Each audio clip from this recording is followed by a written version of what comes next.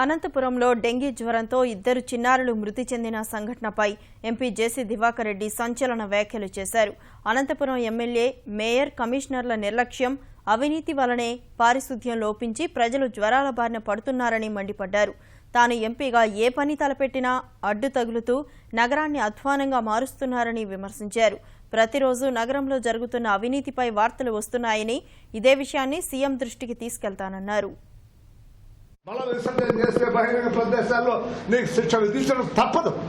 మన ప్రజలు బాగా ఆరోగ్యంగా ఉండాలనేటువంటి ఉద్దేశంతో తప్ప వాడెవడో మల విసర్జన చేశాడు మాకు శత్రువా? ఏది ఏమీ అరాచకం వద్దు. అట్లా ఉండి సావాలి, మనుషులు సావాలి. ఈ మీ పైన ఉన్నటువంటి అభియోగాలు ఇవన్నీ అభియోగాలే. నీవే విపరీతమైన కరప్షన్, కోట్లాది రూపాయలు మీరు వేరే వాళ్ళు చేసిన పనులకు మీరు బిల్స్ చేసుకొని చేస్తున్నారు. ఆర్థికంగా ఈ రాష్ట్రం బాగలేదనేది అందరికీ తెలుసు. అయినా ముఖ్యమంత్రి గారికి జిల్లా పైన ఉన్నటువంటి ఒక ప్రేమతో డబ్బులు ఇస్తున్నారు, దాన్ని దుర్వినియోగం చేస్తున్నారు వాళ్ళ పాలక మండలి. Very sorry.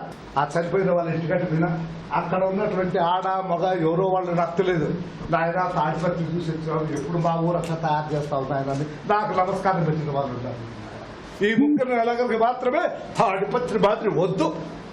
మేము కృతజ్ఞతతో ఉండాల్సింది పోనిచ్చి ఈ దుమ్ము అంతా తీసుకొచ్చి ఈ అవినీతి అనే దుమ్ము, లేకపోతే శానిటేషన్ ఏదో ఈ చచ్చిపోయిందో ఇవన్నీ తీసుకునే మేము కలిసి చంద్రబాబు నాయుడు నెత్తి మీద వేస్తాం. కంప్లీట్ చేయాల్సి వస్తుంది. 21st చేస్తాం. పోయి కలిసి ఆయన కలిసి ఆయనకి ఇచ్చొస్తాయి. ఈ కట్టంతా తిప్పించి పెట్టాను.